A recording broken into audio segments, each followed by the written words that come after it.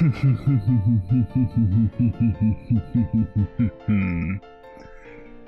organization fools.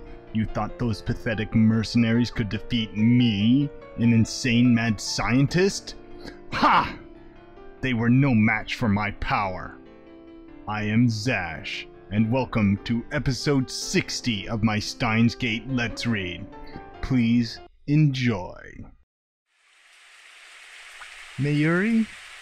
Mayuri! No matter how many times I call her name,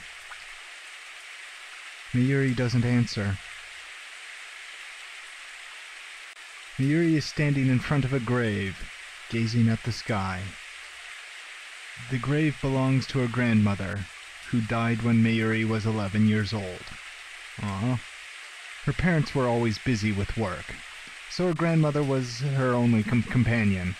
Apparently, also, her parents are as ditzy as Mayuri, so... Well, that's vaguely terrifying. Yeah. I was close to Mayuri's family, so her death was sad for me, too. At the wake, I expected Mayuri to break down and cry. She didn't. Instead, she spent the whole time gazing vacantly at her grandmother's memorial portrait. 6 months went by. I had advanced to middle school, so Mayuri and I no longer commuted together. Aw. But whenever I passed the cemetery on the way home, Mayuri would always be standing there. Every day, rain or shine, she would stand there for hours before the grave, staring wordlessly at the sky, as if she could see her grandmother in heaven. In her hands, an old pocket watch. The watch had belonged to her grandmother. Mayuri always held it when visiting the grave. Mayuri! No matter how many times I called her name, Mayuri did not answer. Back then, Mayuri wouldn't talk to anyone. Not to me, not even to her parents. Whenever I saw her standing there, staring at the sky, I felt unease grip my heart. Her gaze was so earnest, her intentions so pure, that I feared some power might grant her her wish, and carry her off to heaven to join her beloved grandmother. And so, to ensure that nothing like that happened, I made sure to stop by the cemetery every day. Aw, that's kinda sweet. He's more considerate than he likes to pretend. Yeah. I would stand next to this sky-gazing Mayuri and call her name. Well, either that or he hadn't become the insane mad scientist, or at least not fully insane yet. He's still pretty considerate in his way. Yeah. Mayuri? But no matter how many times I'd call her, Mayuri wouldn't reply. The only sound in the lonely cemetery was the echo of my voice, calling her name. It was raining that day, too. Mayuri had a light blue umbrella. In contrast to the umbrella's color, the sky was glazed gray, covered in clouds. After a while, the rain stopped. Rays of light shone through the gaps in the clouds, a stunningly beautiful sight. Rembrandt's rays, they are called, or sometimes the angel's ladder. Suddenly, a strong wind swept through the cemetery. It caught Mayuri's umbrella and carried it into the sky. Ellipses? Mayuri seemed not to notice. She kept staring at the sky. And then, slowly, so very slowly, she stretched her hands out to the sky, as if to grasp the rays of light, as if her grandmother were reaching down to pull her up. And then she lifted herself on her toes.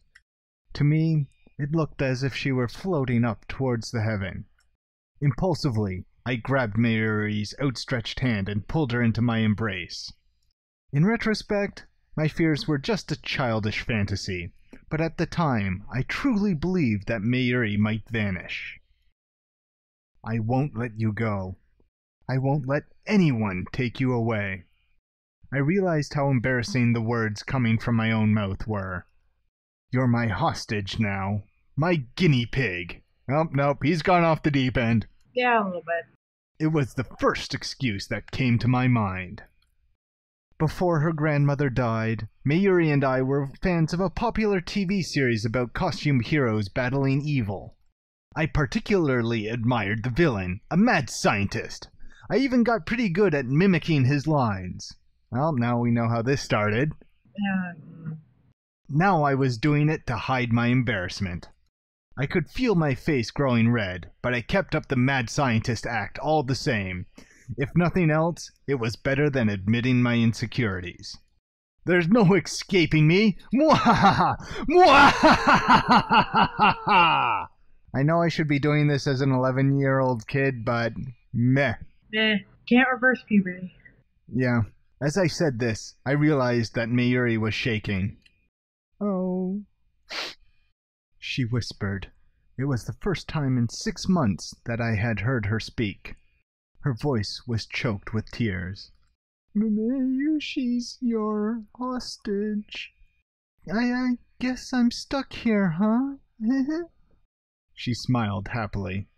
Tears fell from her eyes.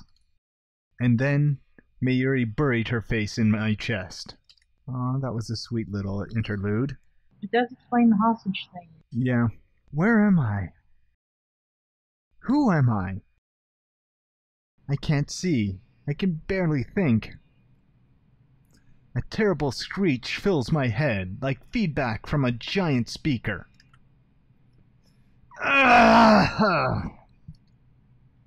It penetrates my brain like 100 sharp needles stabbing me right behind the eyes. I thought brains weren't supposed to feel pain. Babe.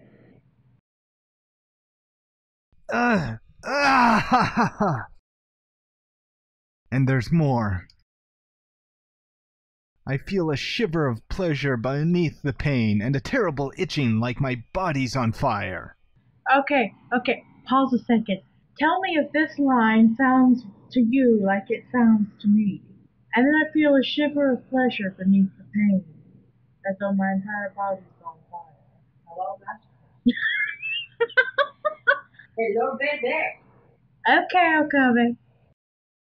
Kabe.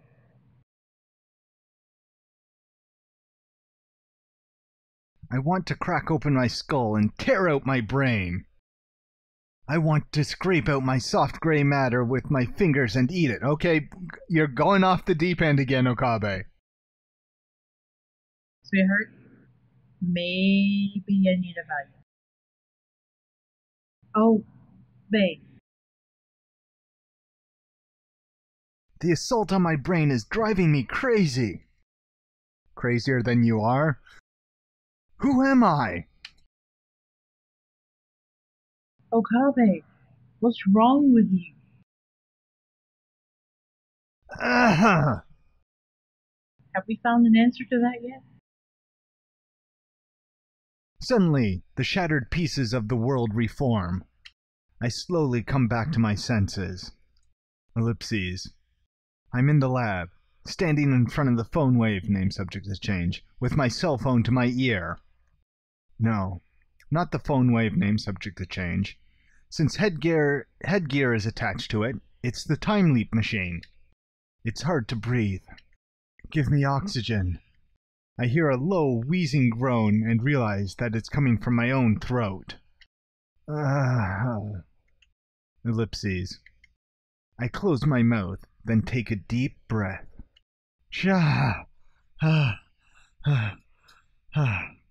The insides of my throat feel like they're burning. I resist the urge to cough and continue filling my lungs with air. I notice that I'm drenched in sweat. The drops sliding down my forehead are annoying. I try to wipe them away with the back of my right hand. My hand obeys, slowly. Something is off. It's like my body and my mind aren't really in sync with each other. Almost as if this isn't really my body. As if my nerves aren't communicating properly with my extremities. I try blinking slowly. This might just be my imagination. Could this be exhaustion? I haven't slept much lately. Or maybe it's your all Dr. P diet. Yeah, that might be something that's causing a little trouble. I try to move my hand again. There is no disconnect this time. This is my body. Okabe, are you listening? A familiar voice. I turn around slowly. Kurisu is there. She stares at me, perplexed.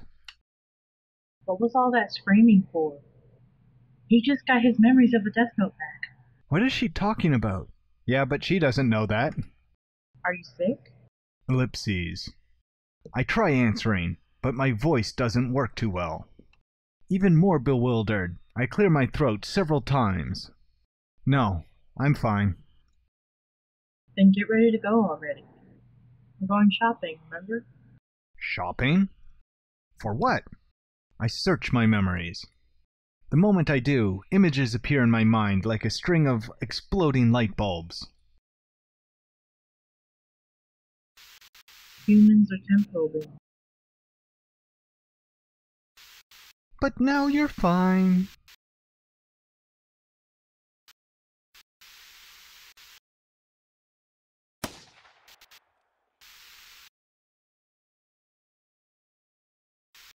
Are you sure about this? Really? I remember now. I used the time leap machine. You'll remember the future. That's right. What am I standing around for? Where am I? Huh? I grab Kurisu's shoulder and pull her close. What time is it now? What month? What day? Hey, that hurts. Calm down. How can I be calm? Shopping? You said we were going shopping? Which shopping trip is she talking about? Daru is sitting at his computer, staring at us wide-eyed. Daru, what day is it? What time is it? Well, it's the 13th, a little past 5. Don't you have a phone? The 13th, a little past 5. Did it work? We've time leaped. Tell everyone to bugger off. And call Mayuri, I'm thinking. That sounds like a wonderful idea. Mayuri, move out of town. Let's all move out of town. How about that? The Gelatin of Doom was right. Call Mayuri. What? I obviously haven't explained the Gelatin of Doom because I glanced over at my mother They sent him a threatening picture of a gelatin, Mother. It does make sense because when they throw people through time, they turn into Jellyman. So the gelatin makes sense, but it's a picture of a very nice gelatin. They become Jellymen. Their bodies don't come back together the way they're supposed to, so they're greenish goo. In vaguely human shape. Very delightful. It's like a diseased gummy bear. So when they sent the picture of gelatin, it made total sense why that would be threatening. So Gelatin of Doom. It makes sense in context. You seem a little off-put. I'm gonna know about that part. You seem a little It made sense in context. displeased. And it was very threatening. It was just a big blob of red gelatin. It had cherries on top, Mother. And it was scary. You know how threatening that is? It was scary. I was scared. It was whipped cream. I was scared. You were scared. We were all scared. It was scary. Okay, she's put her earphones in. It prophesied doom, and Yep. it was right. And then poor Miyushi died. But she's alive now. Tutaru! Miyushi here. Mayuri, where are... But I can't answer the phone right now. Okay, we got voicemail. She isn't there. Uh-oh. It went to voicemail? Oh. Please leave your message after the beep. Your cute little falsetto overlaying the tension-building music in the background is very entertaining. Mayuri, contact me at once, okay? At once! I hang up. I look at my watch again. It's just past 5. We've established this. Thank God for the time leap machine. It makes me shiver to imagine what would have happened without it. Me too! I have 3 hours until Moika kills Mayuri. Everything's going to be okay. There's plenty of time to escape. First, I'll meet up with Mayuri and leave Akuba. Good plan. We can go to Ikebukuro. Wait, what if they're watching her house? Maybe we should hop the bullet train and get out of Tokyo entirely. Anyway, we're fine as long as Moika doesn't find her today. So first, I need to find Mayuri. Okabe, you look kind of crazy. Just like every day. What's wrong? I think she means crazier than normal. Kurisu and Daru look at me with concern. Both of you, get out of here, now! What's this about? I check my wallet. I only have 9,000 yen and some change. I need to stop by an ATM and withdraw everything I have. Is this another one of your fantasies? Kurisu shrugs her shoulders, dumbfounded. I don't have any time to answer her. I slip beside her and dash out of the lab. Okabe, where are you going? Hey! I run full speed to Yanyabashi Shrine. Yanyabashi Shrine? I said Yan! Oh, Yan? I did not... I heard what you said. This is not the time! Mayuri is in danger! Naturally, I have to stop for breath before I get more than a few blocks, because I'm in such great shape. I wouldn't even get down the street, eh? The sun is setting, but the temperature still hasn't dropped below 30. Sweat quickly covers my entire body. I finally stagger through the archway. Now I regret not borrowing Suzuha's bicycle. But no, there wasn't time for that.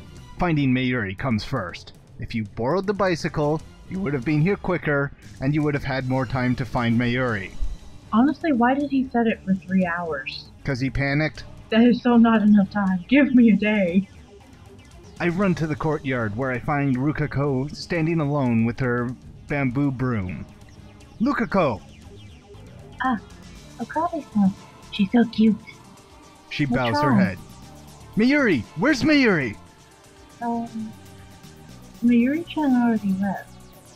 She left? Yes. When you see it, could you tell her that I'm sorry? I really prefer not to cosplay. Poor Aw. baby. I don't want to disappoint her, but it's too embarrassing to dress like that in front of people. I feel ya. I finally catch my breath. I don't have time to listen to Lukako's apologies. Mayuri went back to the lab? Eh? I think so. That doesn't make sense. Did we run past her on our way here? That would be bad.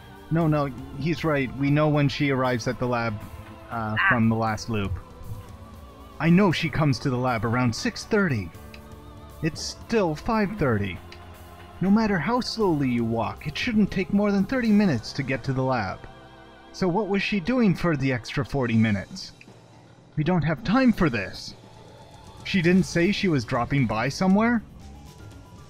Oh. I didn't ask. Is something wrong?